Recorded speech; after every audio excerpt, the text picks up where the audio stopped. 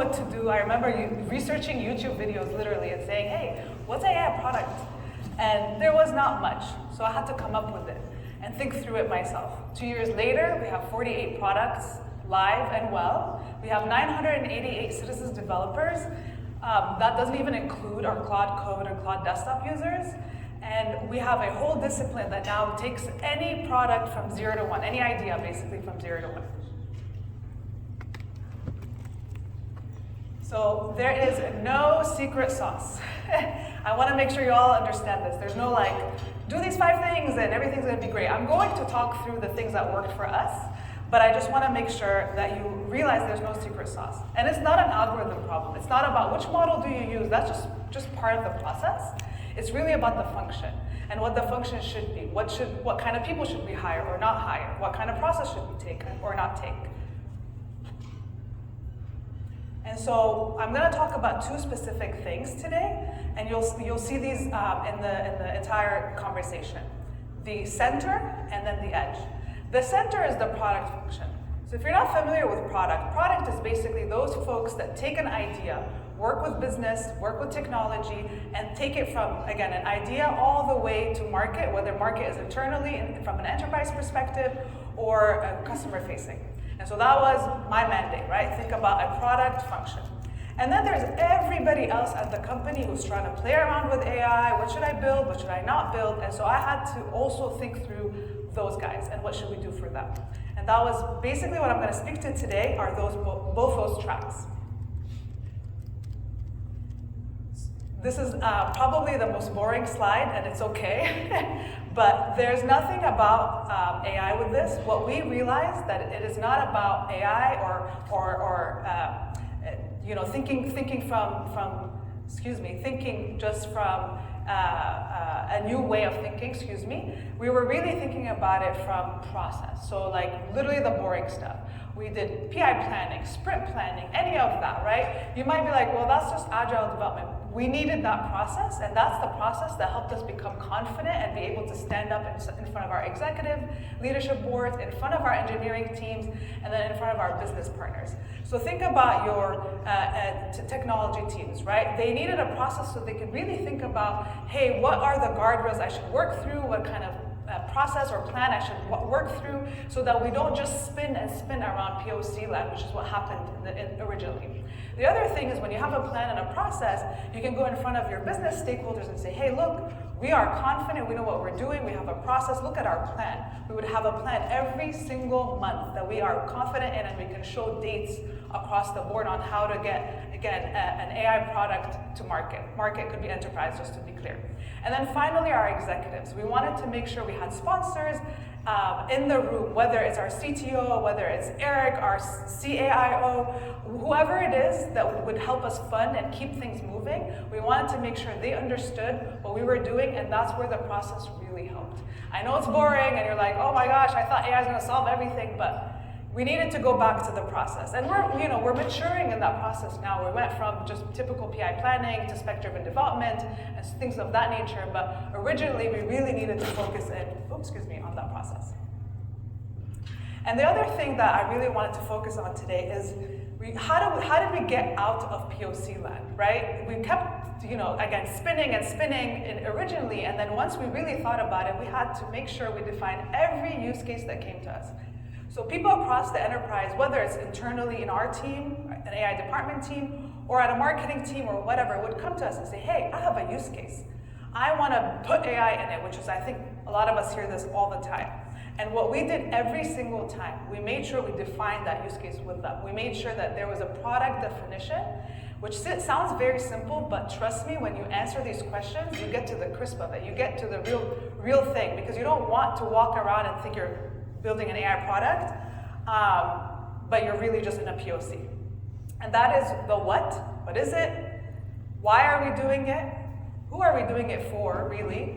How are we doing it? So think key capabilities and features, right, that you want in there. And then finally, the value. Value is so important as well, right? What are the KPIs we should be measuring? Why should we measure these specific KPIs?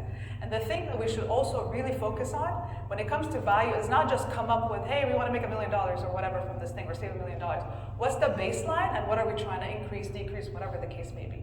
And every time we stood in front of anybody, literally, whether it's a citizen developer that's trying to build their own little workflow, or an agent, or a whole enterprise that's trying to build products that's going to make their whole department more efficient, we asked those questions, and that was what really truly took us out of proof of concept after proof of concept and into 0 to 1.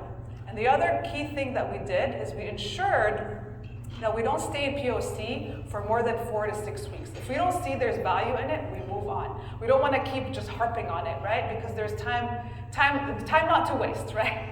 So that was the key. And if I had to give you anything today, this is one thing that made us very successful and ensured we went from that 0 products at the enterprise level to 48, and probably more at this point. I'm just counting since last month.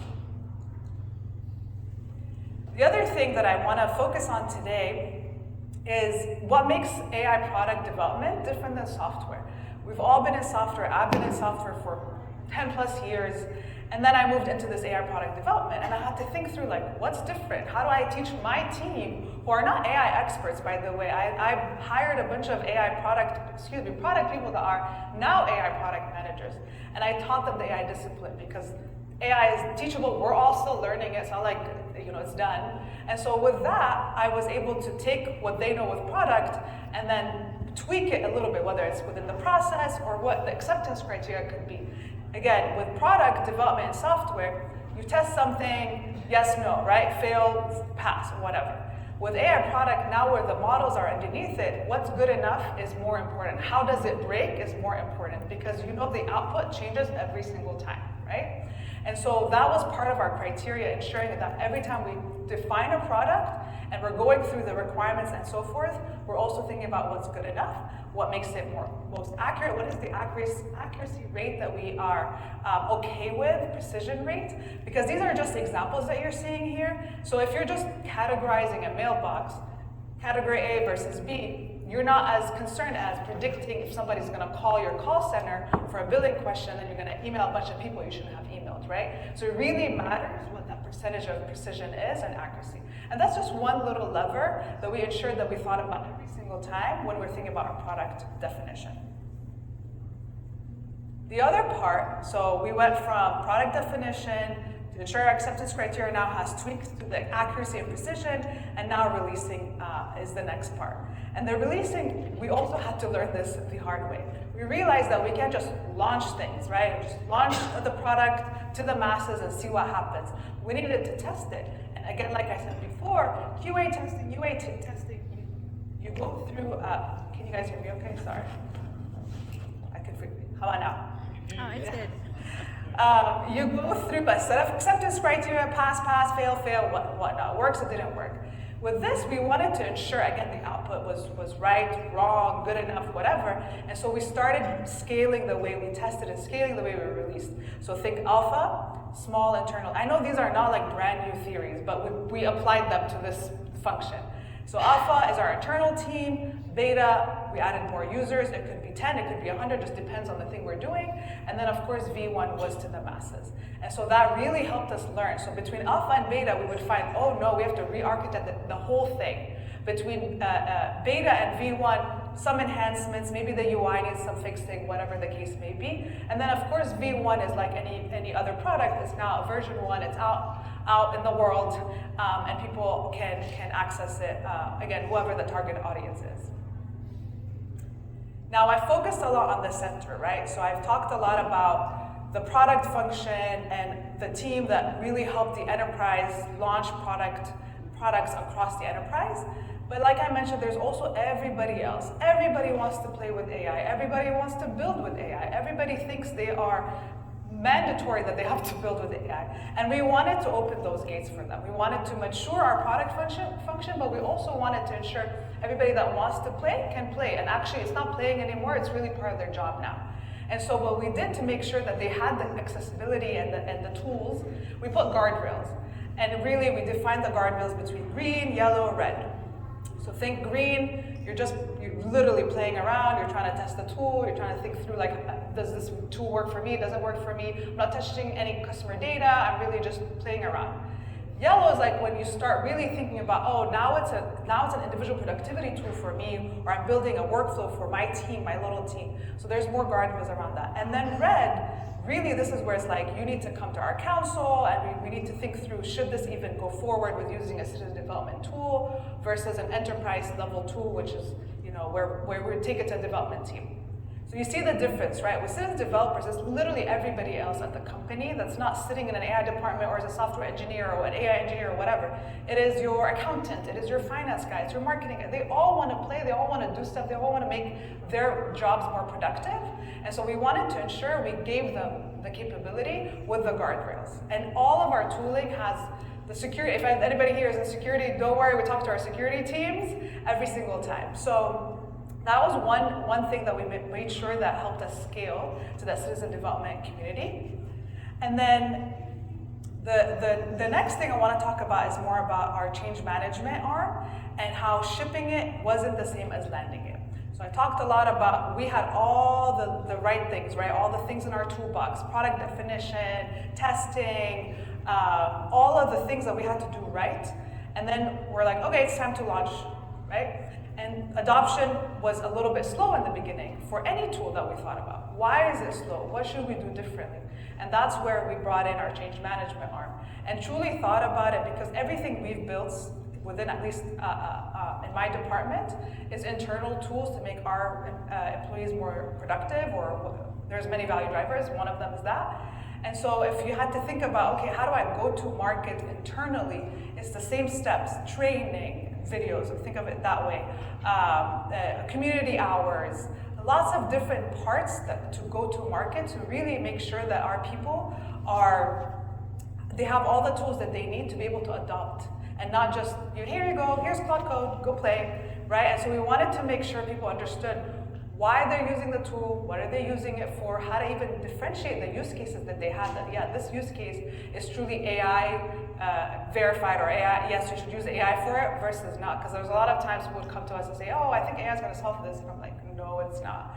And so change management was so important, and it's part of the whole package that I want to speak to about, because we literally partnered with our change management team and our corporate comms team and everybody that needs to be involved to make sure we communicated all the different tools we had and why we have them, and the different types of reasons why you have this tool versus that tool. We even have an AI hub and so forth.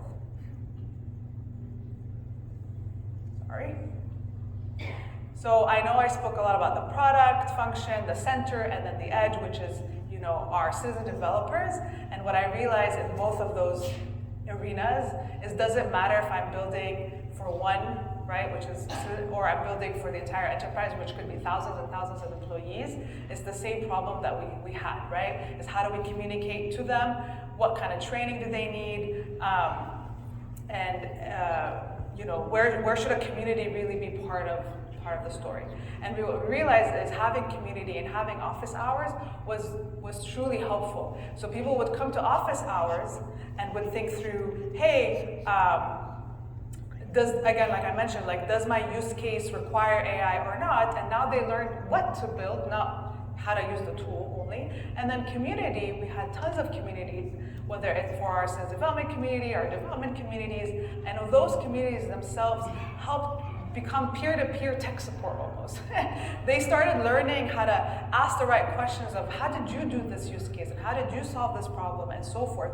And from the community, we found unicorns within the company that know what to do, and now they're teaching their own teams and departments, and it became a ripple effect. And we sat in literally an AI, like a Shark Tank like thing a week ago, and there was like 20 different use cases from one department that's, I think, 100 people, and they've all created like things I couldn't even think about, only because we provided them something called NAN, which is a workflow tool, and Cloud Code, and the things that they built for their own teams, their own departments, makes them way more productive or efficient, or whatever their KPI was.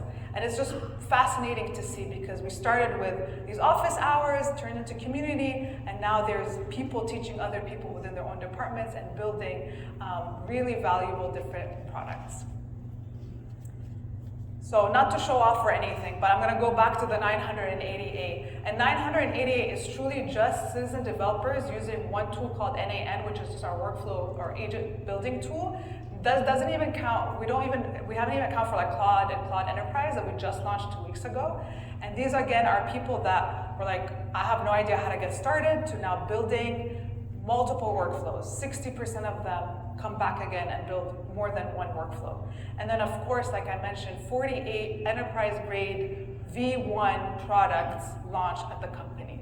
So the boring stuff, the PI planning and the process and the program management and the testing, all of that actually worked. We weren't stuck in POC. We knew when to get out of POC. And I know it's not, hey, where's the AI in this? It's there. I lost it again. Oh, there we go. Maybe I'm yelling too much. It's not about just, you know, the model. I need to use Sonnet. I need to use GPT. Like all of that is very important, obviously. But there's also the other stuff that actually matters. And that's how we brought both worlds together to be able to accomplish these numbers. So if you're gonna take anything today, I talked a lot about different parts of our world, is start with the boring stuff, yes. You know, the process is important. Think through your testing criteria and how you wanna test different parts of your product, whether it's the alpha, you know, beta that we did. Make sure your change management team is part of the story. Change management and cybersecurity is probably like on both arms are great partners in crime because they let you enable and move forward. And then don't get stuck with, you know, the model is the problem. The model is the problem. Really think about the process around what you're working through in your day-to-day and how you can enable your teams to get out of POC, build their own roadmaps, and be able to accomplish those roadmaps, right? Actually build out the different products in their roadmaps. And that's all I have for you today. Thank you so much.